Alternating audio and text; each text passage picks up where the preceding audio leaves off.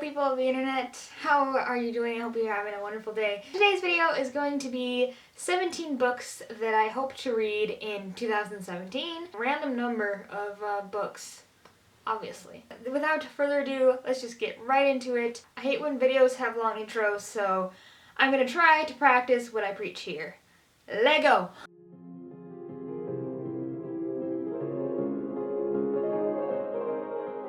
A little bit of spoilers. It's like January 25th, so this first book I've already read, and that is OCD Love Story. I will do a full review, kind of wrap up either each month or every other month. I don't know, depends on when I have time not working and going to school. I will let you know what I thought about it in a separate video. This next book is a series, is book 4 of the series.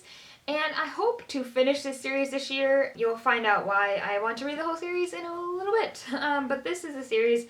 It is the Mortal Instruments, and I am on the Fallen Angels, City of Fallen Angels. I have my bookmark here that I made out of a paint chip and some random ribbon that I got in like 5th grade. I think this is the 3rd book, but this is the reason why I want to finish the Mortal Instruments series, because I want to read this book.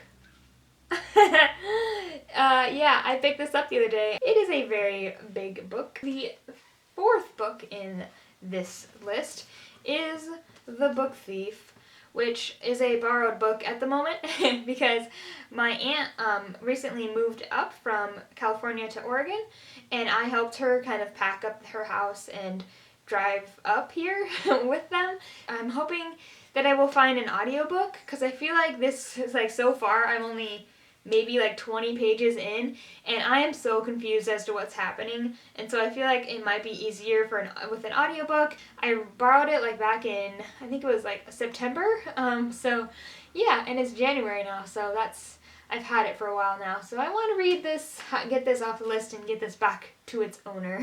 The 5th book is influenced by a YouTuber named Witty Novels. She is amazing. I love her so much.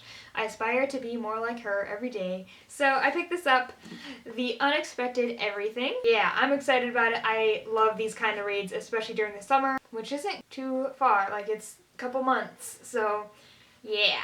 So the 6th book, I'm pretty sure, is a book I've had for quite a while. I think I got it like junior year maybe. I'm just gonna show you the book because I don't know what to say. It's All the Bright Places by Jennifer Niven.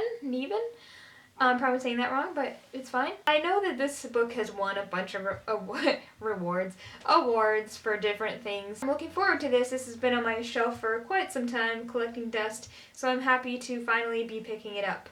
Hopefully sometime this year.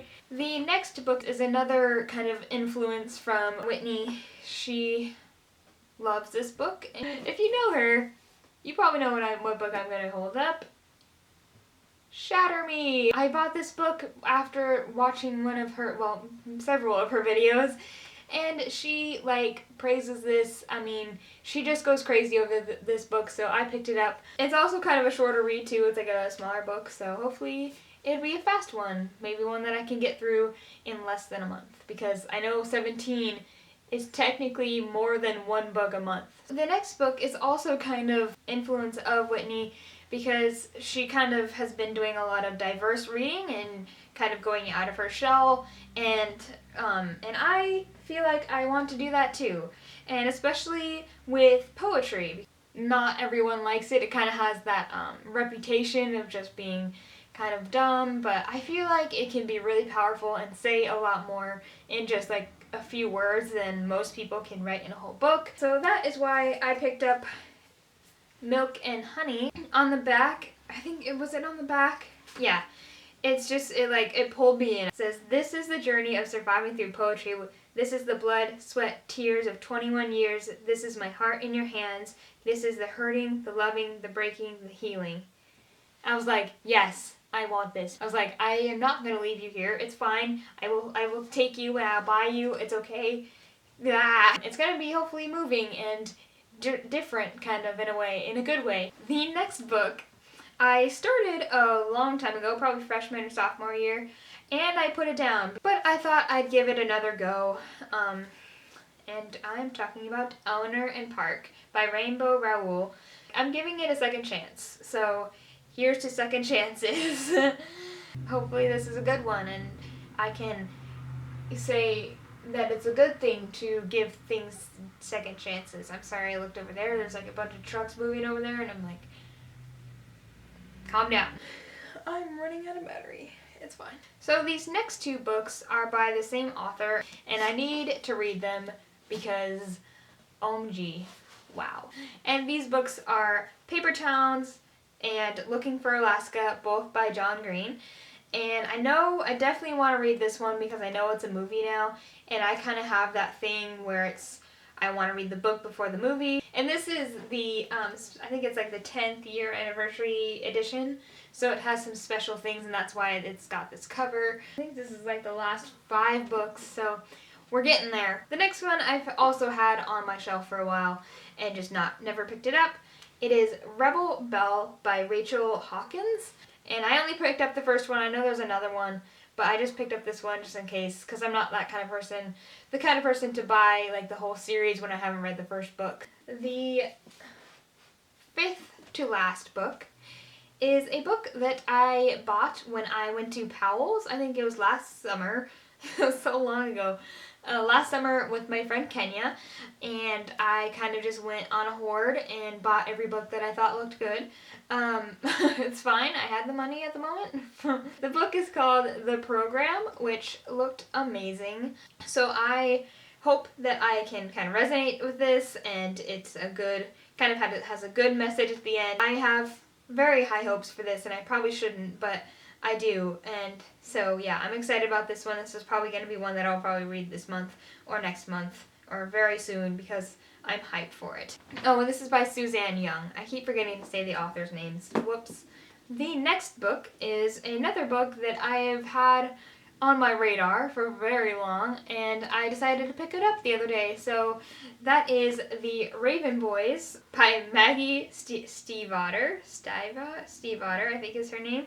I don't know how to pronounce it. I read her The Wolves of Mercy Falls series, and I loved it. My favorite series still on this planet Earth.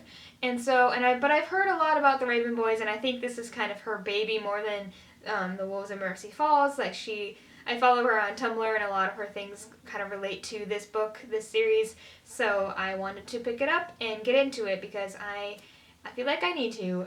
The 3rd to last book is another one that I've wanted to read since probably like 6th grade, I'm gonna say, as in Barnes & Noble, and I think like the manager or like some leader of some sort was on the floor, and she totally convinced me of buying it, and I'm like, okay, fine.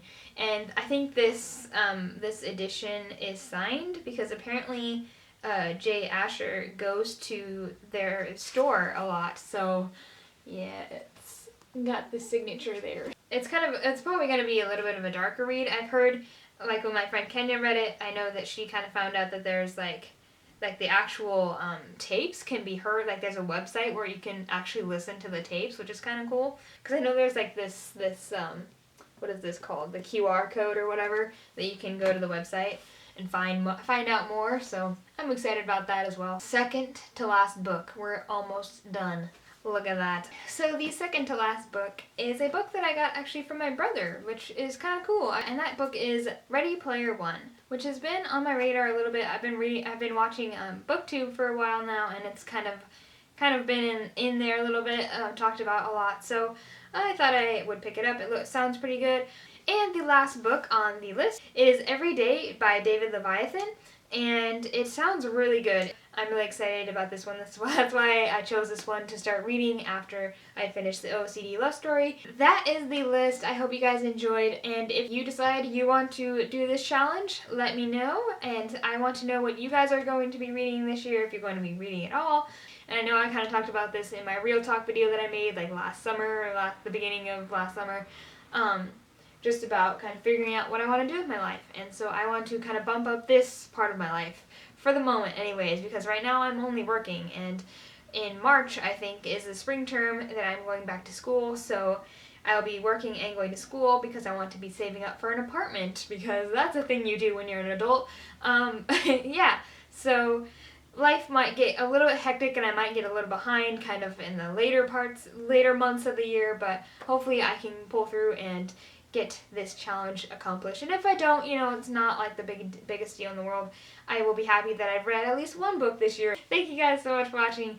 I hope you have a wonderful rest of your day. And again, let me know down below what you're reading, if you're reading anything, what you think I should be reading. If you didn't see your favorites in this list, let me know.